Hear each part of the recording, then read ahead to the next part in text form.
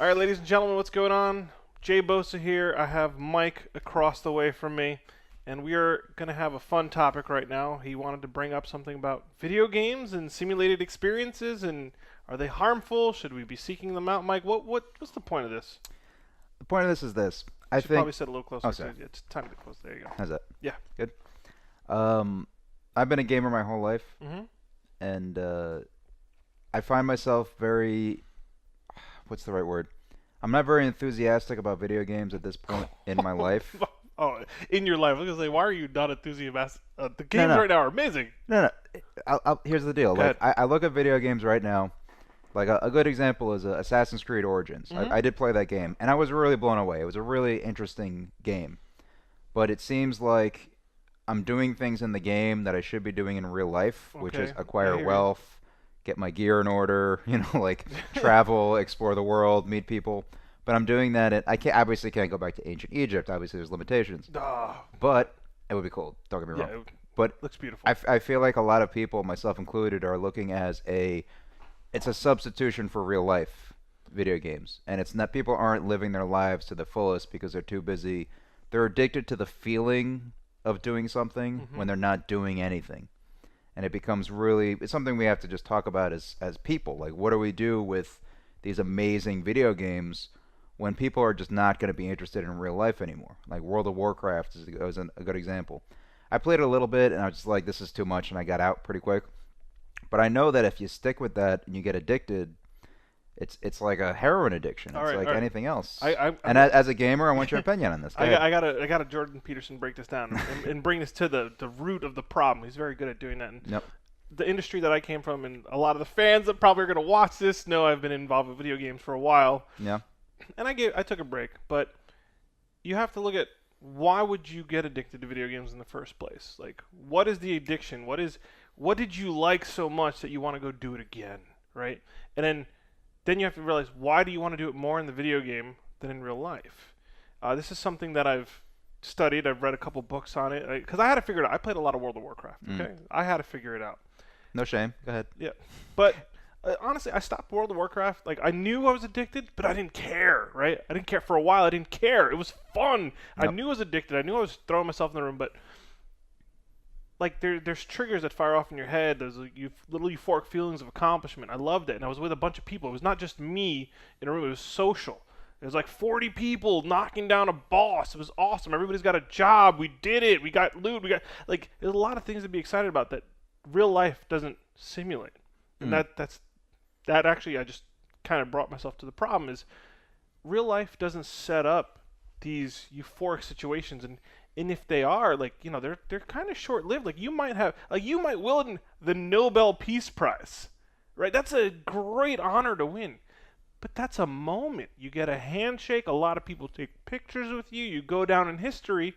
It's a great big honor, but that is a moment in your life. So does video games hijack your brain where you think you feel like you're winning a Nobel Prize all the time, but you're really not? You're just kind of hanging out in your basement. You know what I mean? Like, You're on the right track there, because Yeah. a lot of people, we don't have access to how we're wired. Like, men, let's say, this is a whole different thing about being not equal in gender roles and stuff like that, right? But if we were in a tribe, who's gonna go hunt the animal, guys? We need people to go hunt the animal, right? And a lot of games have hunting. You have to go Sure. find something, kill it, bring it back. Okay. Living in this urban area that I live in, you live in, there's a lot of people in this country, in the world, come from urban areas. I think a lot of the population centers around big hubs of city life. no. You don't really have that option to go hunting, and do you really want to go hunting? Because then there's a moral and ethical thing behind it. The answer would be no. Nobody's really ever hunted. They don't know what that hunting feeling is like. And if you want to do it, you have to get a gun, and you have to learn how to do it. You have to get the license. Then you kind of have to also learn how to traverse the wilderness and a map. There's a lot, okay? And it's too fucking cold probably for a lot of people. Like, Yeah. it's November. It's fucking cold. People don't want to do it. They want the feeling. Yeah. They don't want to go through with it. You know. And first of all, it's trying to convince people that hunting is a humane thing is a different story. I would say if I ate red meat again, it would be because I hunted the meat. Yeah. I wouldn't eat from this whole different Whole other topic. podcast. But Yeah. go ahead. Yep. It's there's feelings that we don't have access to. We're hardwired that these are amazing feelings, but we can't get those amazing feelings because we don't have access to do that. And that's what video games do. They give you some access, just virtually. It's still a real experience in your mind. It's still perceived as a real experience. Was it a real experience? Well, that all depends on who's perceiving your experience. Because if you're in a room full of gamers and you tell them that you beat Final Fantasy III the first time and you didn't die during the Big Bang, you don't know. I have no idea what you're talking about. But there is a group of people that would probably comment like, "Fuck, dude, yeah!" Like they will be excited for me. So that perception, if everybody had that perception, then what I did is actually more real. It's more real around me because I have comrades and people that know what I went through, and that's an accomplishment, right? Yeah. But if no one can appreciate what I did, then it's not worth it, really. Like, for that moment, like I said, you win the Nobel Peace Prize, and just for that moment, it was worth it. And then it just evaporates, and I think that's what you're going through, Mike. Yeah, I mean, maybe there's something wrong with me, to be honest, because like I played Call of Duty for many years, and I played the last one, World War II, a little bit, and it was very it was okay, like it was something to do. But I get way angrier when I lose at video games compared to when I get happy when I win a video game. Like, it's not even close. I just get angry, and then I'm like, all right, I won. All right, let's move on. Like, there's no joy, and there's no, I guess, oxytocin, dopamine, whatever the chemical is. I don't get the rush of happiness when I play a video game. So maybe it's just my personality isn't wired to play video games and enjoy them as much. Does that make sense? Mike, but I gotta. Maybe you just don't have the right drug, man. Maybe you're not looking for the drugs in the right spot. Maybe you're not getting that kick from what you're exposing yourself to. Yeah, I mean, here's the thing. Like, Red Dead Redemption was one of my favorite video games, and I can't. It's the only game I'm really enthusiastic about the past next couple of years. That and Cyberpunk 2077, I'm really interested in. I didn't play any like Witcher. I didn't play any of those games, but Red Dead Redemption 2 is an interesting game because it takes everything back to like the super primal thing. Like, you're in the wilderness, you have a horse, and that just appeals to me because I'm that type of dude. Yeah, like, I like Wild West horse. I don't like. I hated the Call of Duty where you had the jetpacks and you're flopping around. Like, I'm like, guys, really, we're doing this? Yeah. Like, there was some level where it was kind of like realistic, and you were kind of like learning a little bit about how to move and cover. Like, there was some practical element to Call of Duty when it first came out. Not big, but it was there. But Red Dead Redemption 2 might introduce you to different horse breeds where horse breeds now. Like, you can go a little more. Mike, you're giggling at that right now. Yeah, well, I'm not giggling at the horse breeds. What I'm giggling at is, like, you're not exposing yourself to what you want. Like, you're not getting the green stuff that you want. I don't know how to explain it, but you're not tapping into what you want. Like, for instance, me, I love space. I over the years, the more mature I got, man, like, when I was a kid, I thought Star Wars was amazing. And as I turned into an adult, I'm like, what the fuck was I thinking? Like, Star Trek is the shit. Yeah. Like, that is a real life situation that Roddenberry has created. Star Wars is like very sci-fantasy. They call it sci-fantasy. Yeah. But like Star Trek essentially could be documentaries in the future. Sure. Like they're dramatized, right? So I like space stuff, and I found a game. It's not even the greatest looking game, but the gameplay and the social interaction that you have. You could be a captain. You have a crew. You got to figure some shit out. I love it because. Well, what game are you talking about? Oh, I didn't say it. You didn't say the game. It's called Pulsar. Pulsar. Excuse me. You made me drink beer. Yeah, sorry. That's all my fault. Don't worry. It's called Pulsar Lost Colony. It's an indie game by Leafy Games. I'll look it up right now while you're talking. It'll be interesting. It's like, I think it's 2 people, maybe 3 guys making it right now. But they kind of get the jargon. They kind of get the lifestyle that you want to go through when you play the game. And I appreciate that lifestyle. So all I'm getting at is, like, I found something that totally tickles exactly what I want to feel. Sure. And so I can play like 2-3 hours of that. I'll meet some strangers. I got a crewman. I got a captain. I got a science officer. I got a weapons specialist. I've got the engineer, and I've got a pilot. And 5 people just go out into space, and you just got to figure that shit out. But this is a multiplayer game. You play with other people. Yes, it's multiplayer. But that's what makes it good to you, right? Because you're with your buddies. It's social as well. Yes. There's I love the social community aspect of a video game is what makes it really appealing, right? I really don't play video games if they can't be social. Like, that's the thing I learned. Like, once StarCraft 2 hit. No, it's not. StarCraft 1. That was like my first multiplayer video game that really got me roped up. if the video game doesn't have a social experience for me, it's not worth as much. See, that's interesting because I'm kind of the opposite. Like I play a video game to just shut down and get away from people for a little bit because I just want to turn my brain off and just get lost by myself, just to like not think about my life for an hour or two and then come back to it. You know what I mean? So I think there's different motivating factors for why we play video games. But here's the thing: you mentioned Star Wars. Yes. Now, I did. for anyone who knew me when I was a kid, I was a big Star Wars fan. I really love Star Wars. Like I still got emotional thinking about Empire Strikes Back. I mean, forget it. I got the books, man. But as a grown-up, I'm getting a little like, I don't think Star Wars was as good as I remember. That's what happened to me. You know what I mean? And like Lord of the Rings is another example. Like I loved Lord of the Rings in college. It was great because I was kind of outdoorsy and they were canoeing and they were rock climbing. I'm like, oh, this is great, and the music and the story and everything. But looking back at Lord of the Rings, I'm like, Game of Thrones is better than Lord of the Rings. You know? Oh, yeah. You know, like let's get real here. I mean, you told me Martin was just like, that's not how people talk. Like that's not how humans are horny. They're aggressive. Like it just was more of a real experience. I mean, Tolkien took all the spice out of people and he's made them into like these characters like that weren't majestic things. It was just like okay, but like just to go back, Star Wars was an interesting, which people don't really talk about, but Star Wars might have done a lot of psychological damage to people. I hate to say I it. need you to explain that. You need to, right now. Yeah. Don't dodge. You need to explain that. I think because psychological damage to people. Okay. Because Star Wars convinced young people, like let's say 7 to 14, whatever it is, that you can be the most powerful person in the galaxy, Luke Skywalker, and you don't have to really try. You just channel the Force. Like believe in yourself. Trust your feelings, all this stuff. And that's like not good advice for if you want to be great at something. You know what I mean? If you want to be great at anything, you need to put your fucking time in. You need to work your ass off. You need to be the first. Let me get this out. Okay. The first person to show up for practice, the last person to leave. Like there's a method to be great at something, which as a little kid I wasn't really into. Like I never really got good at a sport or anything. Like I was just kind of like moseying my way through life a little bit. But I watched Star Wars because Star Wars kind of tricked your brain into thinking that you were this powerful character, and people do that in comic books all the time and video games and everything. Like your brain is telling you that you're great at something, but you didn't put the work into it. I'm gonna set you straight, Mike. I'm gonna help you out. But do you see kind of where I'm coming from? I'm gonna get rid of your PTSD right now with Star Wars. That's a lame PTSD. Well, it's the prequels. It's the prequels still gave me PTSD, but go ahead. So you're discrediting the fact that it was written into the story that Luke trained. You're going to be a Jedi Knight, or you're going to be some sort of Jedi that wields a saber. He had the thing that shot him in the leg or the ass, whatever, that he trained with Obi-Wan. I don't know what you're talking about. Shot him in the ass. What are you talking about? The little robot on okay. A New Hope. The little robot that when flies he's training around. on the Millennium Falcon. Yeah, I got you. So like there's training there. Then it's like he had to learn to trust his feelings, and it's all invested in the Force. But you do also know that he's invested in the Force. Now this is as an adult going back. You see that, he was predisposed to the Force. Okay, he was going to be a little bit more powerful than he should have, right?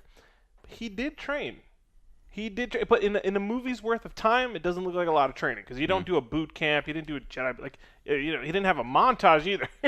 There was a montage. Oh, there was a montage in Empire Strikes Back. He was doing the flips with Yoda on his back. Yeah. There was a little bit of montage action going on. Like, fairness, but go ahead. You're just not giving the training enough credit. But then the thing is, you matured as a human being. That's not for everybody. Like Luke turns into a hero. There's a ton of hero stories out there, Mike. Tons of hero stories. Yeah, Joseph Campbell type stuff. Where the hero is already 1,000 Faces. We know. Self-made, or he has to be made.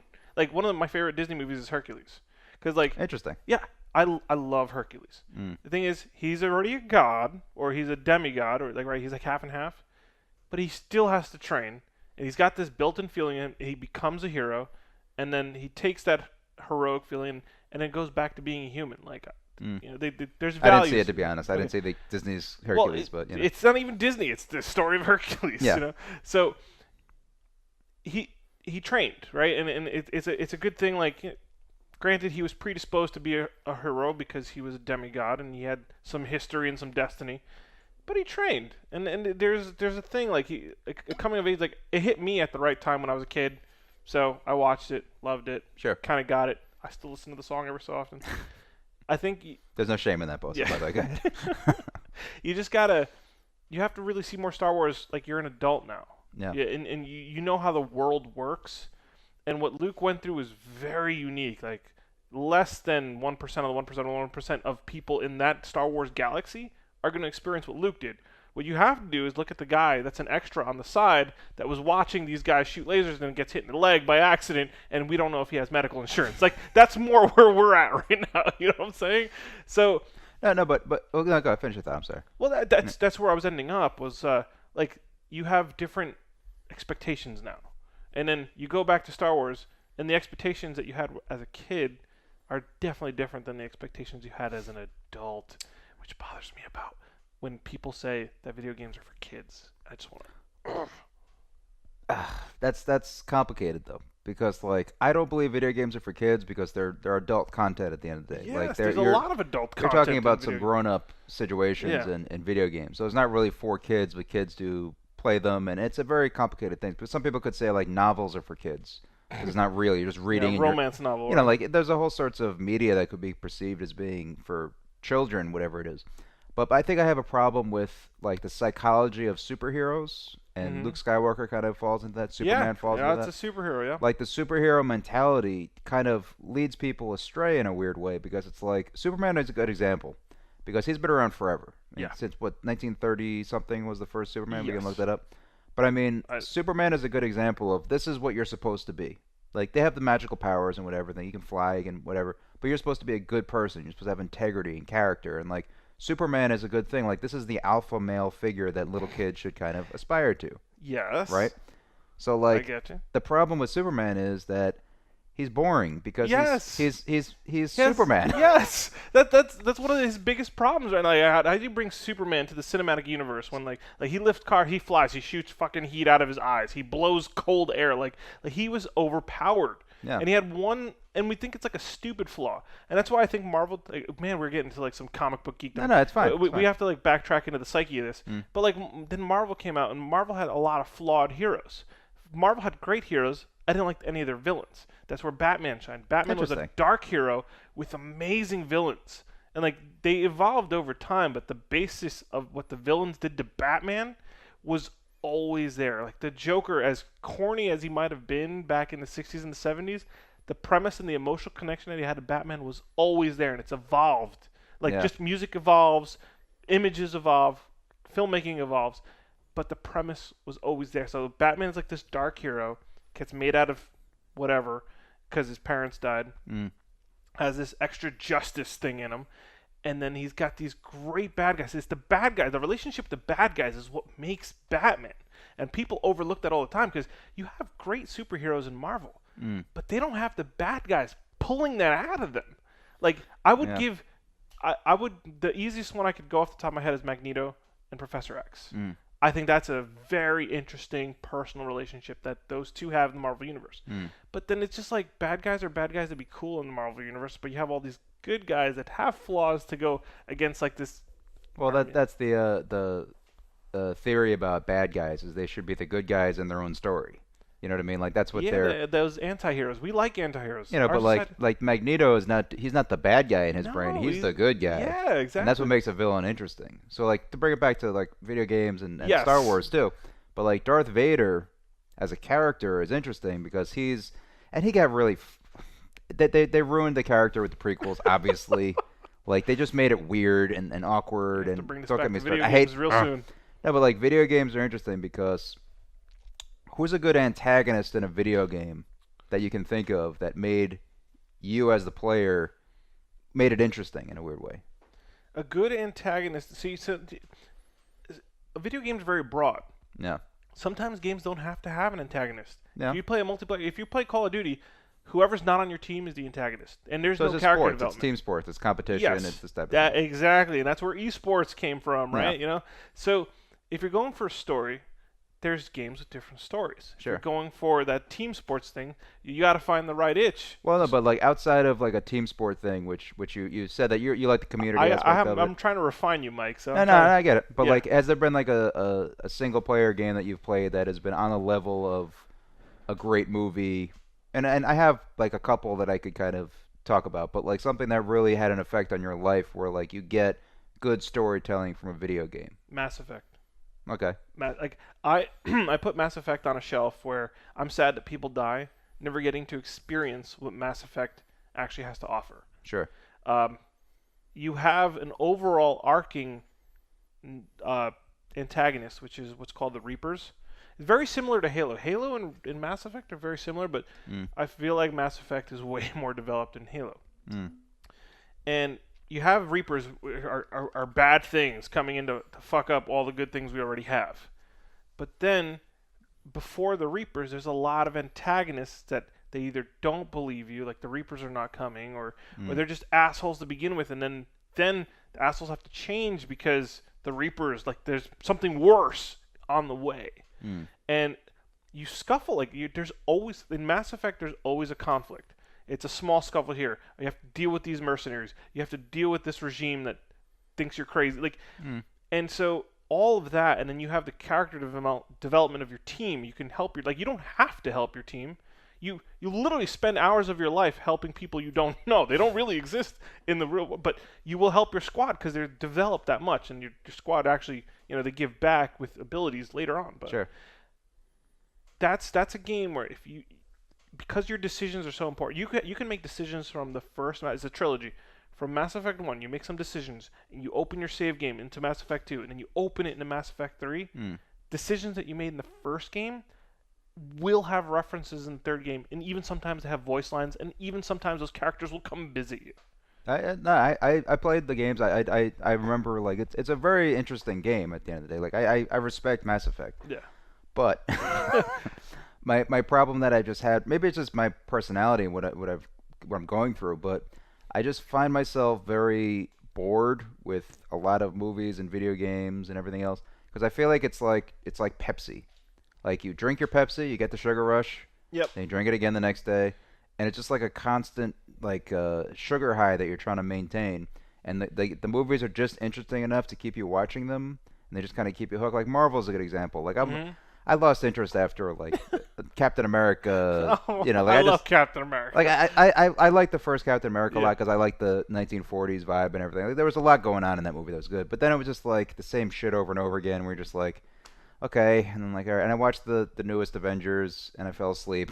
Oh, Mike! I know, it's terrible. Offend some people. I get it, believe me, but it's just like I have to keep you on track because you keep getting into what's called a geekdom. Yeah. But you're specifically talking about video games. So but video games are, I feel the same way about Marvel as I do about video games, where it just seems like we're still getting the sugar rush and just we got to play Call of Duty next year, got to play this next year, got to wait for this to come out, this and that. But I don't get any real not satisfaction or whatever it is. I don't get much out of video games anymore. All right. Does that make sense? Yeah, I'm going to say something to you that I want to say to a lot of gamers that know me. I can talk directly to my audience when I say this, and I can talk to you at the same time. Sure. I will be a self-proclaimed very unique gamer. Okay. And I will tell you that with my gaming habits, it's exponential why it makes me happy. Because first of all, I like to track innovation. I am looking for the independent developer, the new idea, the new game mechanic, whatever that new thing is that doesn't exist yet. I'm looking for that new thing. Sure. Because I already know what all the other stuff feels like. I'm over first-person shooters, essentially. I'm over, like, even open worlds. Like, they have all these sandboxes, but you're not guided around the sandbox maybe the right way. Like, the one game that keeps on giving is Grand Theft Auto 5. Like, they just keep coming up. Okay, you're done with this shit? Well, then, here's a lot of planes. Are you done with that shit? Okay, here's a lot of zombies. Like I don't know. Grand Theft Auto 5 is the one that keeps giving, but I don't play it for some reason. I should. It's not social for me, actually. I liked Grand Theft Auto 5. I thought it was a really excellent game. Like, the thing I always loved, and this is kind of like the geekdom coming out. Like, I like the little subtle things I notice about a video game that make it really, like, holy shit, they actually did that. Yeah. Like when, like, Michael would go in the pool at his house, and if he got up to his shirt and he came out of the pool, like, he would be wet from exactly where you came in down. Like, when you notice that as a gamer, like, it's exciting. Like, holy shit, they did that. Like, Red Dead Redemption 2, like, the trailer that just came out, you can tell they did their homework. Like, the way that the belt moves is different than how the shirt moves. Like, they really went deep with that kind of stuff. Playing Assassin's Creed Origins, I was actually, like, I took a step back and I went, like, holy shit, because I saw driftwood, like, just float by me on a boat and just, like, get caught in, like, a thing and just start, like, hovering there. Like, it was, like, and I'm like, holy shit, they someone actually animated driftwood, and that just like blew my mind for a hot second. Like the lions and the gladiator shit was like, cool. The driftwood, the driftwood. The That's driftwood, when, bro. that's when I got blown away. But like, I still feel like, as someone who consumed so much media my entire life, Yeah. I just find it very not as rewarding as it was when you're a kid, which is totally normal and everything. But I mean, if I had a garden and I actually made my own garden and I grew zucchinis, you know what I mean? Is that more satisfying than a video game? Because I'm actually getting my hands dirty, I'm actually outside, I'm creating something. So should more people have a garden and less people play video games? Or are this the video games when they reach a certain plateau, then they become interesting again for some people? I mean, doing like a jiu-jitsu was fun. I didn't do it very long, but if I got back into jiu-jitsu, is that more satisfying than the video game? Like how much value do we have on the video game life compared to your real life? Because I'm going to still play video games. Don't get me wrong. I'm still playing Red Dead Redemption 2. I'm very excited. But I feel like it's partially like empty calories in a weird way. Like you're not getting the good protein and the leafy greens. You're getting the sugar when you play video games. And here's the thing. Like I'm not saying anyone else shouldn't play video games. That's not what I'm saying. No. I'm more this podcast is really an experiment in diagnosing myself in a weird way. Hey dude, you know what I mean? You have the Jordan Peterson video games right in front of you. Yeah, exactly. No, but that's essentially like what I'm trying to do. Like I don't want to tell other people how to live, but should I still play video games or should I just sell my Xbox One and swear off video games forever just to focus on real life stuff? Or should I keep participating in video games? Does that make sense? I'll tell you. I'll let me help you out because, like I said, it's kind of the environment that you build for yourself, whether it's your real world environment or your virtual environment. Like I told you, I like to game, especially if it's social. I went to conventions for a long time to make real friends to play games with real friends, people that I've met. Because it felt a little empty when it was like just a name on the screen and a voice. No. But when you go to conventions, you meet the people and you get invested in their lives. They become friends. They're comrades now. So it's almost like if you went to your local baseball diamond and played softball with people from your community, right? You know them face to face now, and you're playing with them. And that's what made it more rewarding for me to game was I met the people I was gaming with. One of my best friends to this day, came from a random ass StarCraft 2 game. Sure. The game was so good that we had to message each other after. It was a 2v2. It was like neck and neck, down to the wire. We're both sacrificing our fucking buildings. It came down to a few units, and we just it was exhausting, but I won. But like we had to connect with each other. What an amazing game that was. And from that connection that we made gaming, we've been on the same jobs together. I've traveled the country. I've went cross country twice. I had to visit him in Kansas. He's an awesome. I met an amazing human being and a great friend playing a game, and we had a camaraderie. Sure. And you have to set yourself up with an environment that's more rewarding. So if you're not giving yourself a rewarding environment, don't do it. You got to look for something else. Like I got you to come to my apartment to play virtual reality. You were like, video games. But like, dude, you can shoot guns. Like you're almost shooting real guns. Look at the smile on your face, right?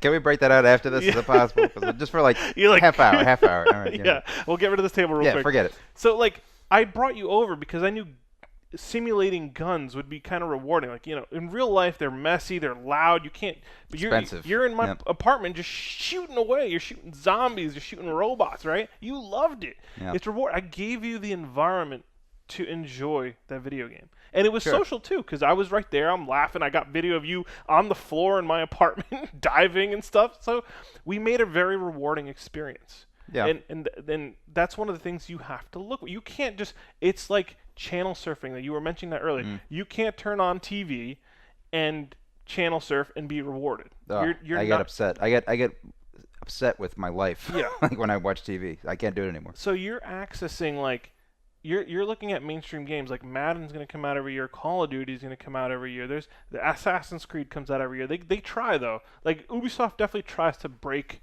through every time they come out with a new game. Something to wow you. You just got to make the environment that's going to make you happy. I'm telling you, I was playing Pulsar Lost Colony.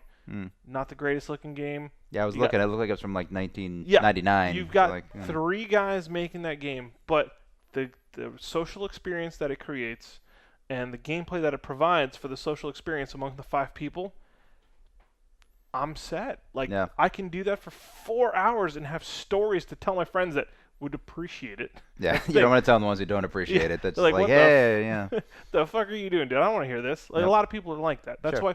why playing video games is not as rewarding, because there's Mm. not a lot of people to kind of relate to. Sure. And also now, since there's so many, like, you can go to Netflix and watch so many things, right? Mm. And you want to talk about what you watch, but since there's so many things, you don't. How many people can you connect with? Because who watched exactly what you saw? Sure. So it's the same thing with video games. Like, I love that game. There's not a big audience for me to talk to about that game. Well, here's the thing. Like, when you have any kind of social thing that you do past few years, I mean, usually it's talk about food, talk about the TV shows you watch. Yep. People, oh, I seen that. Oh, it's great. Blah blah. But like, it's kind of like our media and our consumption has been all that we really talk about. Now, you went camping recently. Yes, I did. Tell me about what it's like to be like a gamer and then do something like camping in the like. Tell me what's going on. I'm curious. well, like in a lot of my games, you put up a little shelter, and your characters rejuvenate all their life and their mana, or whatever like. So you it's tried a- building that in real life. It it's was a- like, what the fuck, you know? It's a completely restorative process, right? Not the fucking case at all. Yeah, 'Cause yeah. when I went camping, it was raining half the time. It was mud. I was far away. We had our dog though. Dog's an amazing. That dog. We were outside our houses for a whole weekend, right? So it was like Fallout 4. You had your dog helping you out. Okay. But the dog could not be happier. Sure, are you That- kidding me? that- It's a dog. We Like, were they just breaking love that down the stuff. tent, and the dog was crying. She was living her best life Yeah. as this dog camping, right? Because she was guarding the tent. She doesn't trust other dogs, man. She thinks like Yeah. another dog's gonna steal us away from her. She's just like every time there was another. Was there any dog- issue with the dog in the forest, or she was No, fine? she's just a great companion, a completely leashless dog. Nope. I loved camping with that dog. Yeah. Right. My friends, they wanted to just kind of drink and hang out and stuff, and I'm like, that wasn't as rewarding. It's like I came to the it wasn't as wilderness as I wanted it to be. Where did you go, by the way? Just curious. It was it was Chestnut Hill Campground in Pennsylvania. But it wasn't like roughing it like you No, had. Like, that's fine. I really wanted to rough it. Like I wanted to go like on an adventure, get lost, pitch a tent in Sure. like. But we had utilities, which I enjoy the utilities. Yes. Okay. Yeah. You're very civilized, Barbosa. I get it. Don't worry. Yeah. The plumbing is like I can deal without electricity, but plumbing is a different story. And I learned this about myself camping, right? Yep. So I appreciate plumbing. Yeah. That's a great invention that humanity has come up with. I would definitely go camping again. I think it was rewarding. I liked being outside when it was complete dark. I liked having flashlights. I liked the experience. I liked the challenge that the environment gives you. Yeah. I don't like not having water. Yeah. Yeah. Trust me. Like, that's one of those things where, like, Castaway type stuff. Mhm. When you see Tom Hanks in the desert island, like, people who've been there before, like, when you're really roughing it, having ice in your glass, having a light switch, having air conditioner. These are fucking miracles. Yes. And it's interesting to kind of bring it back to video games. Like, we don't have that anymore. Like, we're pretty. People are struggling financially here and there, but like, Yeah.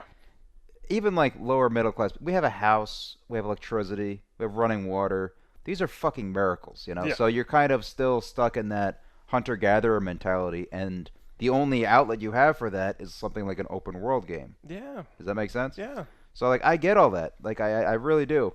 But would we be happier if we went back to a more not as mediated? Does that make sense? Like, if we just kind of shut everything off for a little bit and just like planted a garden. Like, nobody gardens anymore. We don't have any food. Like, plant a fucking garden. Like, go through the process of reality a little bit where it takes time to do these things. And I think that video games and Star Wars and Marvel things, they kind of have this like very. I'm not sure what the right word is because I don't want to insult anyone. Hand but me that book. Sure. I'm gonna make a point, but I just want to have But a book. it's kind of like a soft way to live. Everything's very soft and very cushy and very like, you don't have to be great. Just watch Captain America. He'll be great for you. Oh, it's like, yeah. It's kind of like, no, you should try to be great at something. You try, not even like, forget about professional athletes or anything. Just be great at something just because it feels good to be great at something in real life. You know what I mean? So I'm still struggling with video games as a form of entertainment because I don't want to take it so seriously where I'm I know only that feeling. I'm only excelling at something in video games. I'm not excelling in my real life. And even excelling in real life isn't that rewarding in a weird way. Like it's like okay, I did that, I got my BMW, but now I got to pay for it. I got to, like so. That's what I was. So there's always a struggle, no matter what you do. That's what I was mentioning earlier. Yeah. Like, you'll have a moment. There's a euphoric moment. That's what you're chasing, and then it goes away, right? So, am I crazy playing a video game that'll give me more of those euphoric moments over and over than in real life? Or should I be chasing the one singular euphoric moment that I have access to, maybe not as often? I don't know. I mean, You stumped, right? Well, let me no, but like I don't know if that's healthy to have that on tap all the time, or I'm gonna get my feeling. All right. Well, let me bring this up. Yeah, bring it up. Here we go. All right. I have a book here. So it was recommended to me from a friend a long time ago. It's called Reality is Broken. And the premise about this, the reason I enjoyed reading this book by Jane McConigal. I hope I didn't kill that, right? Jane, I follow you on Twitter. She's making a point that by playing video games, there's a rewarding aspect that reality isn't giving us.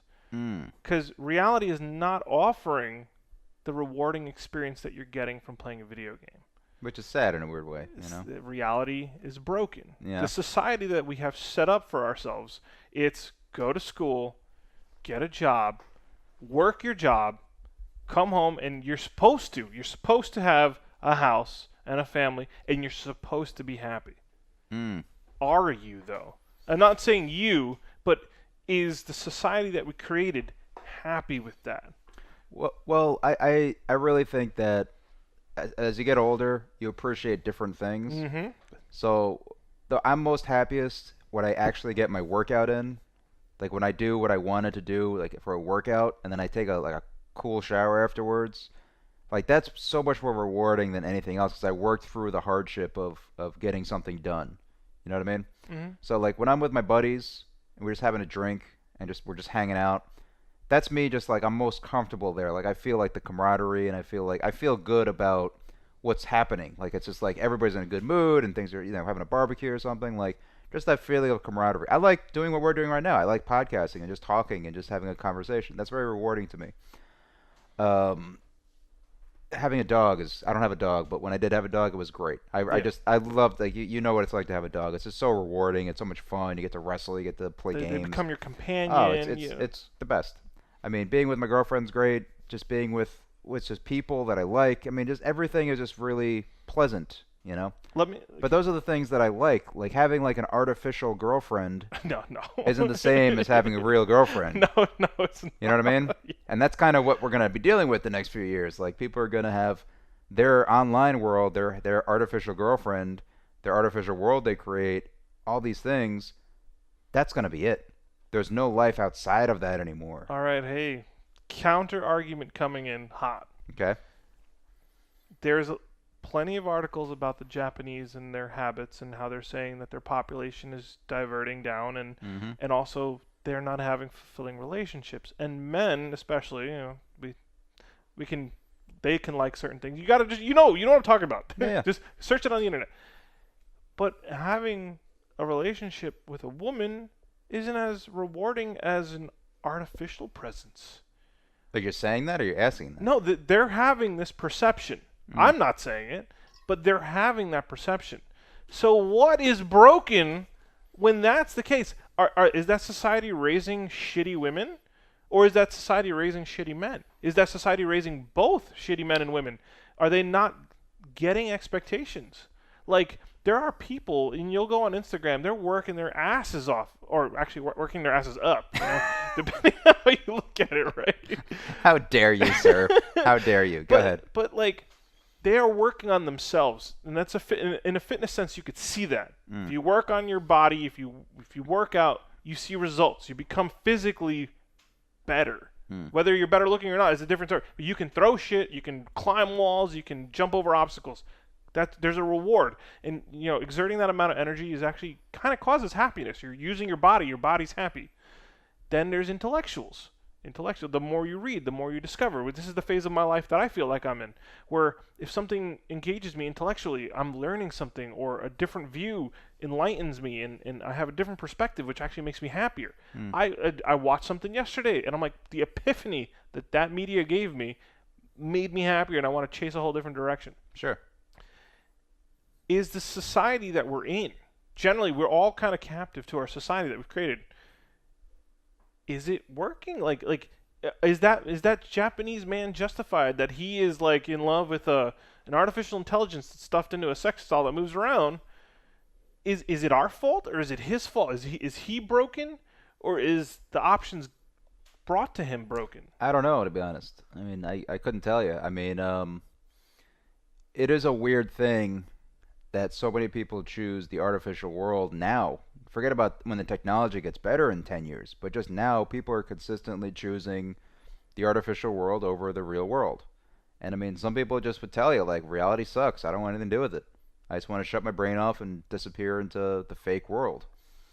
It's Yeah. easy. I mean, that's the easy, that's the heroin option. You know what I mean? Like, people just, I don't want to deal with life. Let me just shoot some smack and Yeah. go on the sidewalk and call it a day. Like, you have that right to do that in a free society. You really do. But again, this goes back to I'm not saying this for other people. I'm saying it for me. Do I want to still play video games? Do I still want to watch Marvel movies? Yeah. Do I still want to do all this stuff, or should I channel all that energy into something else? I'll say no, and here's why. Right. Okay. We were mentioning geekdoms earlier, Star Wars, Star Trek. I told you as I grew up, I appreciated Star Trek more than I did Star Wars. I saw the maturity. I saw what Roddenberry was setting up. Like I said, it could be a future documentary, right? Sure. If it wasn't for that creative outlet, right? It was that geekdom, it was that storytelling, which you can also find in a video game. Something that inspires you in that sense. You can, and it doesn't have to be a story, because a lot of the media tells a story. But in a video game, the programmers and developers craft an experience. If you get to an experience that you can appreciate, for instance, virtual reality. I have not fished. I have not fished once. Really? No, I have not. Wow. But if I pick up a virtual reality game and I fish and I enjoy it, that has the opportunity to translate to a real world enjoyment. No, but You here's the think about thing. it like that? Just to kind of challenge you a little bit. Okay. I'm all for people learning how to fish in virtual reality. That's cool to me. That's a fun thing to think about. Like, people are just gonna like take their driver's test. You do it first in VR, then you do it in real life. But it only matters when you actually transition into the real world with the skills that you got from VR. That's cool. You see what I'm saying? Like, I'm okay with you learning how to drive through VR as long as you're better on the road when you actually get to the road. People aren't going into the road. They're not going into real life. They're just getting good at something, and but they're staying inside. You know, like.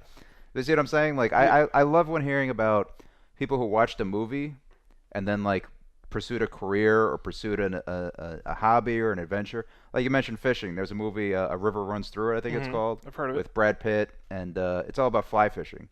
And it's a very important movie to fly fishermen because it's a well-made story, and it's all about, like, a family and all this stuff. But you have to, like, okay, now you're fly fishing. Now you're outside. You're in real life. You're having an adventure. If you just watch the movie and you don't fly fish, you're just watching a movie. You're not really taking it seriously. You know what I mean? Like, there's a lot of that going around where people are they only want to deal with the fake world, and I think that's what I'm against. So I'll go back to video games, like at Red Dead Redemption 2. If I learn about horses, and then I go through Red Dead Redemption, and then I go ride a horse, cool. But I'm just stuck in the fake world if I don't. You know what I mean? Like, that's the frustration. This is the biggest argument. Like, when I always had to, I have to explain to my girlfriend what a geekdom is constantly. We still argue what a geekdom is, and it's a trendy word that came up to explain the people who are fans of a franchise of something. Sure. Okay, and when you have a geekdom, like Star Wars is a massive geekdom. There's a lot of people that, if I read a Star Wars book and no one else reads a Star Wars book, did I gain anything? It depends what you get out of it, right? But you can have a social interaction by, like, and there's a bunch of people that I've come across that have read the books, and I've talked about twins, and that was rewarding because I found someone and I had a great social exchange.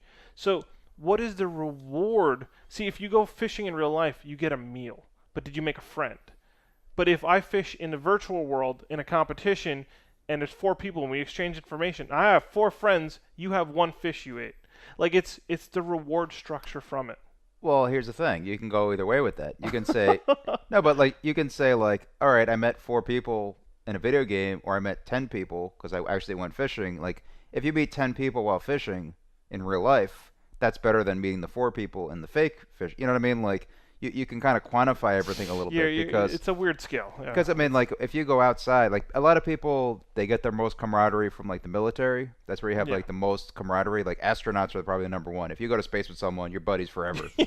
But like military is right after that, and then like law enforcement, fire departments, whatever. There's a lot of like camaraderie in those type of things that are just forever. You know what I mean? If you serve in the military with someone, you're buddies for the rest of your life unless something really bad happens. But if you suffer in a war situation, your war buddies is something that most people are never going to know. Now, aside from all that stuff, though, people who hunt and fish together, that's camaraderie because it's raining, it sucks, you know, you're by yourself. And if everything's going great, you don't really know someone. You only know someone when things are going really badly. Bad. Yes, I agree. When it's raining and you're cold, people's true colors come out. You know what I mean? That's when you know, like, if you hunt with someone one time, or you fish with someone one time, and that was it, you're probably not gonna be buddies. But if you fish with someone when it's raining and then I didn't catch anything, it was shitty, and it was raining, and then let's fish again. I liked fishing with you, and then you fish another time. Couple months, then you keep. If you're fishing with someone for 20 years, going through the ups and downs of fishing, or a sports team, like you lose, you win, whatever, that's real camaraderie. So I think you're kind of craving the camaraderie, and your outlet is video games. But if you had it in something else, that would be your outlet too. A lot of people are getting camaraderie from jiu-jitsu because you're wrestling with each other and you're trying to break each other's arms, and it's intense, and you're competing with other jiu-jitsu teams. Like, there's a lot going on that could be like the camaraderie kicks in. I got to bring you back. Okay. I got to bring you back. But I don't think you get that from video games, though, because the worst case scenario is you lose a video game. Big deal. Worst case scenario when you're fishing in the Atlantic Ocean is you might drown. You know what I mean? Like, like you have to raise the stakes with your life a little bit because you're still stuck in like, we're just playing a video game at the end of the day. There's no real stakes to it because worst case scenario, you'll lose the video game. It's always low stakes. Does that make sense? Yeah, I hear what you're saying. Like I said, you have to focus on the rewarding experience. You have to. What is the reward? Now you're saying camaraderie, right? I don't want to fucking go to war to make a friend. No, I get it. All right, you see, like there's a negative to that. You have a comrade, so you were very focused on what a comrade is. But maybe that's not what I'm going for. Like I cannot. I'm telling you, I play Pulsar Lost Colony. I love playing that game. Sure. Whether it's strangers, whether it's friends, I get a lot from that. I've done a lot of real life things where I'm like, fuck, I just want to kind of go home and play this video game because it would be better, right? The rewarding experience, like it's really what you get from it. And like, for instance, let's say like everybody loves Fortnite right now, right? Which I never played. I hear about it every day, but it's not the point. But the thing is, if you're good at the game or you enjoy it, it translates to a lot of people. Sure. There's a big reward structure behind Fortnite right now, and that could be for anything, like something trendy, like for instance yoga is a very physical activity. It's spiritual, it's physical, and you can have friends and people that do it. It could be very rewarding for you to do yoga. Sure. And so it's like, if that's what you want to do and the reward is there for you, then is it not worth, like, so you're saying, like, should I do yoga or should I do like virtual reality yoga? Like you're having this hard time bouncing back and forth. And I'll tell you something, one of the most rewarding experiences of my life was I played Gears of War. I loved Gears of War a lot. I went to an MLG event. I saw esports of Gears of War. I saw the energy and the hype behind it, and it's an energy and a hype that you can't get from real sport. Like, I can't get it from real sports. The way these guys engage each other, where they can take each other down from far away, but then they have to get close to finish each other, where it gets really personal. Like, you're taking someone out. You're ending. So like Gears of War still? Yes. Or? Okay. Yeah, I'm still Gears of War. Yeah. Like, you don't get that from Call of Duty. Somebody's dead. This guy fell over, right? Sure. You earn the kill in Gears of War, right? And there was so much hype and emotional value to it, and I wanted to see more, and it got discontinued. But I was like, wait, I want to see these guys do this. So I wound up making a company. I made a company that ran events, that got me around the country. I was contracted. I worked full-time for IGN, which was one of my dream jobs when I was a kid. I thought that was like exactly what I wanted to do. There was a ton of rewarding experiences, one right after the other, spawned from a video game. Sure. So it could be a start, and it could be a very small end. But it's really what you just get out of it, Mike. And if you're sitting there and you're not getting out of it, don't do it. You have to find something that's rewarding for you. It's like we have these lives where 12, 15 hours of your day are spent working, traversing, cooking, trying to survive. And you have a very small amount of time where you get to reward yourself, right? With video games, you can do that so fast, and you can get into something exciting or something adventurous really quick and in a small amount of time. At the end of the day, when you only have 2-3 hours, can you go for the hike? Can you go fishing? Can you go surfing? Are those experiences available to you all the time? I'd rather go surfing. Me what I mean? Like I don't doubt. But if that's not available, that's a different story. Because now we're just kind of like we're splitting hairs a little bit. Like if you only have 2 hours to have fun, it's way more practical just to get your jollies off on a video game than it is to drive upstate and go on a hike. Like I get all that. Yes, that's what I'm getting at. Like yeah. You have to choose and see if the reward structure is good for you. Yeah, I mean, do you want to wrap this up soon? Or okay. But like, just to kind of give my 2 cents on that, like, movie Ready Player One, right? Did you see Ready Player One? I loved Ready Player One. Now, spoiler alert for people who haven't seen it. Yes, spoiler alert. Ready Player One. Ready Player One. Okay, right? 3, 2, 1, go. But at the end, when they said we're still gonna have the Oasis and we're gonna play 2 days a week or whatever it was, whatever the compromise was at the end. They took it down for 2 days a week. Yeah, took it down for 2 days. I was a little disappointed because I was hoping they just destroyed the Oasis and became free again. Like that was my instinct. Like as someone watching the movie, I was like, I feel like they should have just broke the thing and there would have been this like the rub your eye moment where everybody's like outside again and they're free. But that didn't happen because it was like you can't just take gamer culture away from people. People still want to play the game. But see, like that's where I thought they were gonna go with it. I was like, oh, they're gonna just destroy it, and then they're gonna realize they were slaves and they're gonna be out in freedom again. And they're gonna breathe air and actually talk to the person next to them, and like all these things. That's not what happened in the movie, obviously. No, I think you kind of missed a little bit of the point. The point was the society that they're offered was that terrible that it was better to go into a virtual reality game and experience that because there was more afforded to you. Essentially, think about it. Like if you grew up, or if you were handicapped, you didn't have arms and you have legs, but you could put on this visor sure, and have these beautiful, amazing experiences. Why wouldn't you? Because you there's not much offered to you in the real world. Yeah, maybe it's disappointment that people's lives aren't just better where they don't have to escape to video games. Does that make sense? That's a different story altogether. That's the disappointing part of it. That's the irony. I mean, like an open world game is essentially doing what you would have been doing 100,000 years ago. Yeah. Like you're gathering gear, you're gathering equipment, like you're farming, you're doing everything that you would be doing in real life. 10,000 years ago? You know what I mean? But you don't have to do that anymore. But you're still programmed to do all that. Exactly. Like in an Red Dead Redemption 2 is going to be interesting because it's very like slowly you're finding different people to talk to and different adventures and this and that. You were doing that in real life. you're riding on a horse into a new town. Like I hope these people don't kill me. Like you know what I mean? Like that's what you were doing as a young man back in the day. And Alan Moore said it best, and I'd love to just pick that guy's brain for a couple hours. But he said that fame has replaced the sea. And it was a really weird thing to say, but he said I know what you're saying. But like back in the day, young men went to the sea to get their adventures and get their sea legs, and they had adventures and they traveled. But you don't really have that anymore because nobody goes to sea anymore. Very few people join the Navy or whatever. But now it's I'm going to do this, I'm going to do that, and like I'm going to be a musician, I'm going to be a pop star, I'm going to write a screenplay, whatever it is. And that kind of took the place of this desire to go to sea. You know what I mean? So I think the problem that I'm seeing is that so many people are choosing the media route and they're not choosing the real world when they should be. It's very specific when you're going to the media route, but yeah. What I'm saying, in broader terms, the realities offered to you, what you can grasp, are not fulfilling in how we're hardwired as human beings. And this is why, I've been able to come away from video games a lot. I used to I love the camaraderie of video games. I love how you can connect with someone around the globe. I could tell you, if I went to the UK right now, I have a friend that just had a baby. If I saw him, I'd give him I've never met the guy in real life, but I could give him a big ass hug. He would let me hold his baby. I would meet his wife. that's a connection I made because of video games. Sure, sure. And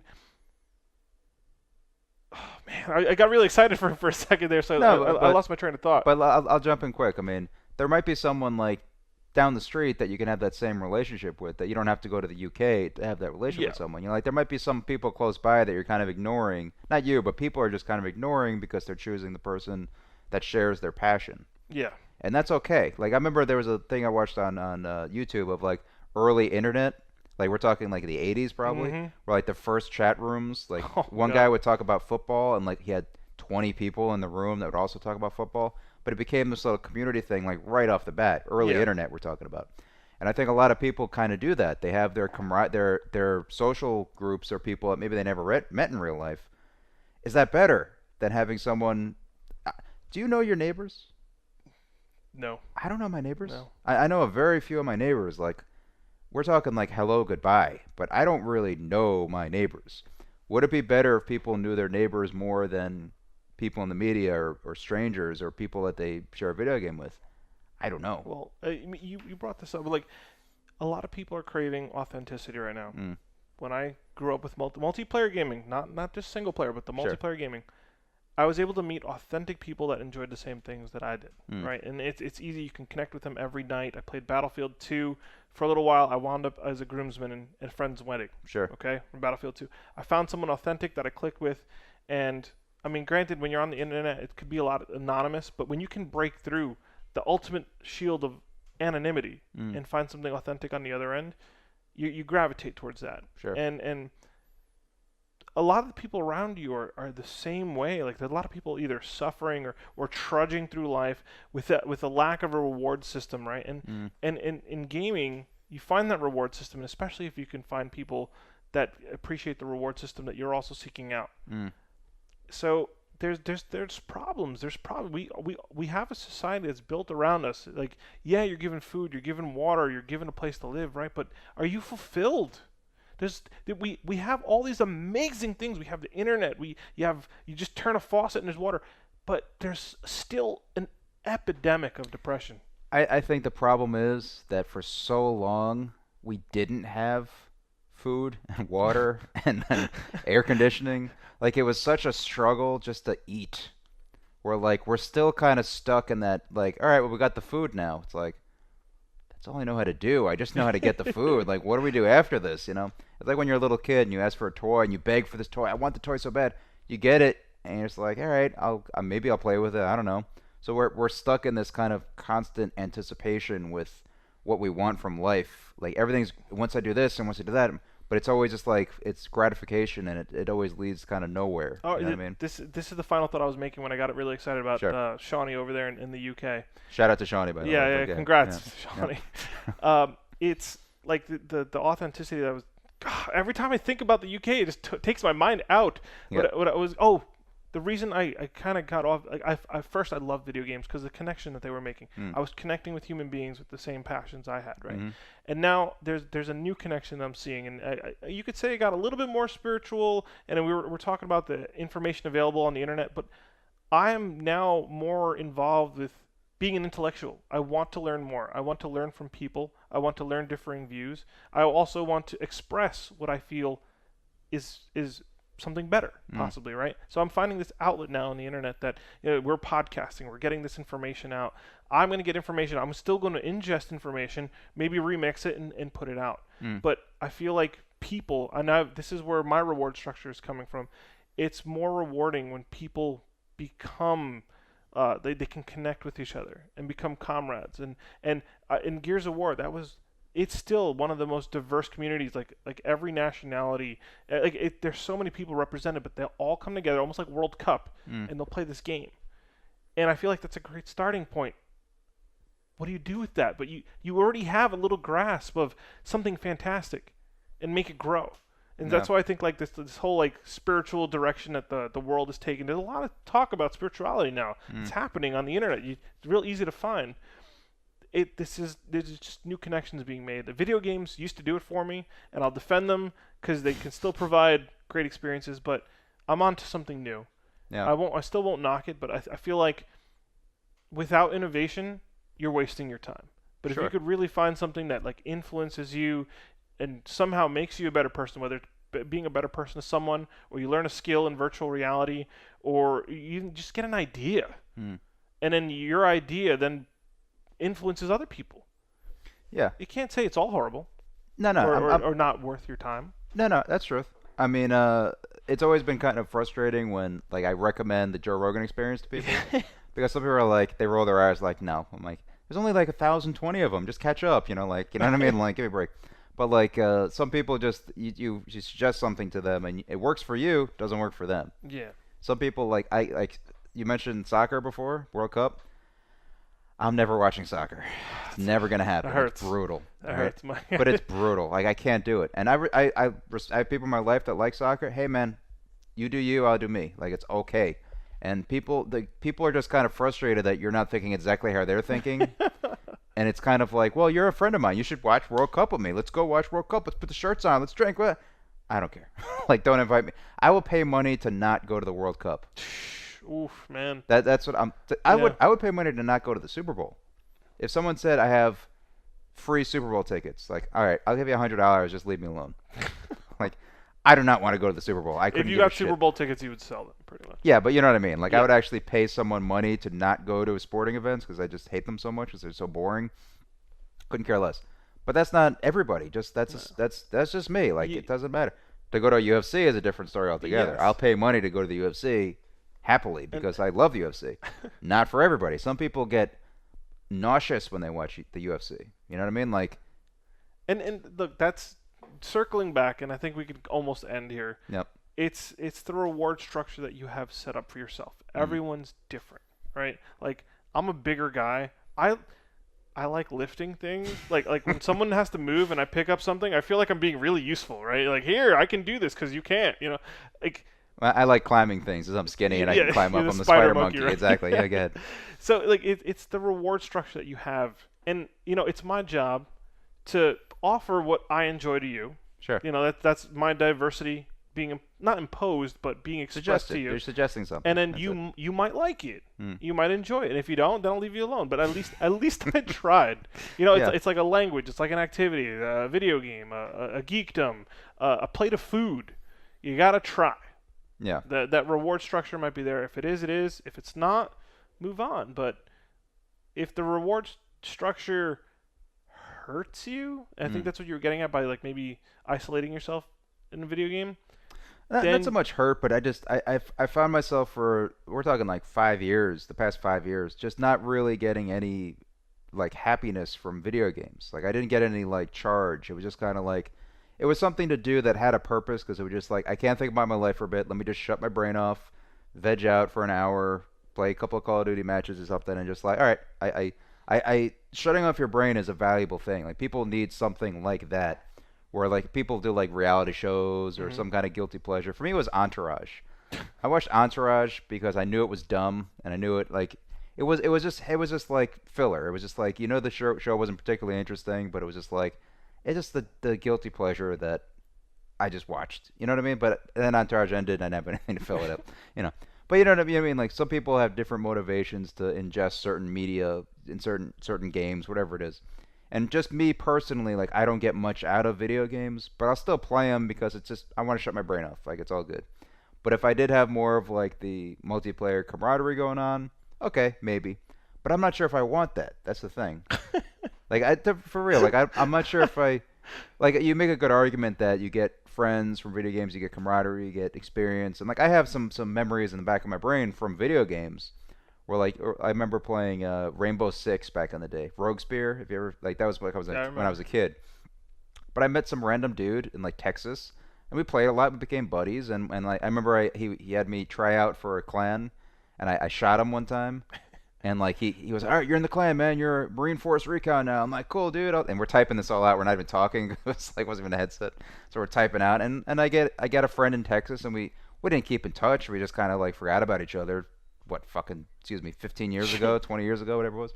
But like if I stayed in touch with that guy and he became a good buddy of mine, yeah, it would be cool to have a friend in Texas that I met through video games, and you Skype a little bit, you become buddies, you go out to visit, you go drinking, whatever. I'm not against any of this stuff, Yeah. but it wasn't my thing to meet someone online and just become friends with them because it's not my thing. But I mean, I'm kind of rambling. I'm gonna pull out the cheat card. I'm gonna pull out the cheat card. Okay. And for some reason, every time you say the word balance, Yeah. things seem to focus and sort themselves out. So if you enjoy video games so much that you isolate yourself, you don't do any physical activity, you're a fat slob, you don't leave that, you become unhealthy. You're also physically antisocial. You might be social online, but you're antisocial playing a game, or you're not socializing at all. Maybe you're playing Skyrim for the 4,000th time. Sure. That's not a good balance. No. And the reward structure that you think you're getting is actually hurting you. So yeah, I mean, there was a news article that I'll try to find, but apparently video game companies right now are making it harder to stop playing a video game. Oh yeah, because they make more money. And that's a scary thing to kind of think about. I mean, you're pretty much programming people. In all fairness, I think back in like the 80s and whatever, it was TV. Like TV was an addiction. Like people just watch shows and that was the only real game in town. I mean, you wouldn't have internet or whatever. It was the movies, a TV show, and like live music, whatever it was. But there was very, very few options. Right now, we're just saturated with options. I mean, there are famous people right now who I have no idea who they are. You're absolutely right. No idea. I couldn't tell you 5 professional athletes outside of like Tom Brady, LeBron James. I don't know, man. Like I haven't even like thought about that in so long. There are like rappers I couldn't, like musicians. Like I'm like I got nothing, guys. But it's just not me. But I would never ever tell anyone else that they can't listen to this or that or watch this or that. Yeah, that's not my programming at all. And all the freestyling we're kind of doing right now, I'm just talking about me, like me, my personal opinion on what I want to do with my life. And what I was saying earlier, you have to find the reward structure that suits you. Sure. Pretty much. And I'm going to defend what suits me. Yeah. Obviously, like, no, don't tell me it's not good for me because I have fun, damn it, right? And I've had to have the conversation a bunch of times. But yeah. You have to find what suits you. I will recommend to you what helps me or what I enjoy. If you don't like it, you don't like it. I'm not going to force you. Yep. I might be disappointed.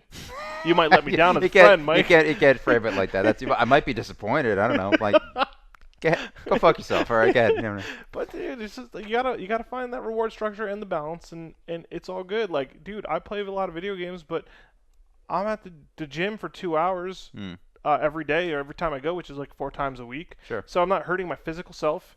I don't drink. Yeah. I don't ingest any bad substances. Like, Sure. It's balance. Like, and it's my choice, and I do get something fulfilling from it. So no, I mean, what do you got? What do you got, Mike? No, in all fairness, like novels can be really unhealthy. Look for at people. romance novels for women that need some attention. But like if you sit down and read a book, I mean, yeah, you're working your imagination or anything, but you're still like just sitting there reading. Yeah. Like you could have you could make a strong argument that reading too much is a massive liability in someone's life. You could make that argument if you want. Dude, you read romance, like women that read romance novels think that romance should be like that. Men that watch porn think their sex lives should be like that. Sure. There's always, when you overindulge, there's always something harmful to come from it. Yeah, I mean, food, take your pick. Everything could be detrimental to an individual. I mean, take your pick. I mean, everything could be gambling. I mean, sports. I mean, who the fuck knows? Anything can really do psychological damage to someone. You could be a workaholic. You're making money, right? You're going to work. You're making money. You're providing, but maybe you're working too much. It's just balance. I'm going to use the cheat word again, Mike. No, there's balance. That's the opposite of a safe word, cheat word. Yeah. And balance. No, but it's the truth. Like, I think there was the rat study that I'm kind of vaguely remembering, like where a rat would do so much cocaine that they would just die. Oh, but if like they were addicted. But the problem with that report was that was the only thing they had available. They just had the cocaine. Oh. When they did another experiment, and I'm butchering this completely. Like any fucking person who read this thing is yelling at me right now. But like when you have a rat in a cage with friends and something to do and other activities, they weren't addicted to cocaine because they had all these things to do. But if that's your only outlet is video games, it's no good. So Mike, if I was filthy rich and I could have a sailboat and maybe once a year go hunting, you'll teach me how to do that, right? Sure. If I can go rock climbing, you would not be a good rock climber for the record. I'm gonna lose a lot of weight, okay? Shut up. No, but you're built physically to lift things. Like that's your. I'm a tow truck. You should be a power lifter, if anything. Like that's your bone structure there. But go ahead. I'm just saying, if I had those opportunities, because that's money and whatever, and maybe I should be setting myself up for that, right? But how much time do you have in this life to do all that? I want to go skydiving. I want to go down a wingsuit, Mike. Like, I would do all of this. Where do you even start, right? At least in a video game, dude, I fucking saved the galaxy playing Mass Effect. Leave me alone. I was so fucking happy. I destroyed those Reapers. All right, I went with the destroy ending, and the world is okay. And I came out of that, and I'm like, whoa, that was great. Let me have lunch. I can't argue with that. That's a great way to close it right there. I can't. You win that one. All right. We'll talk about this another time. All right, folks. We're gonna close out this podcast about virtual experiences and what you enjoy and reward structures. We hope you enjoyed the time that you spent with us. We're gonna be doing a lot more of these things and just figuring out life, right? We're just figuring this thing out. Just figuring it out. We'll see where it takes us. Yep. All right. Thanks for watching, folks.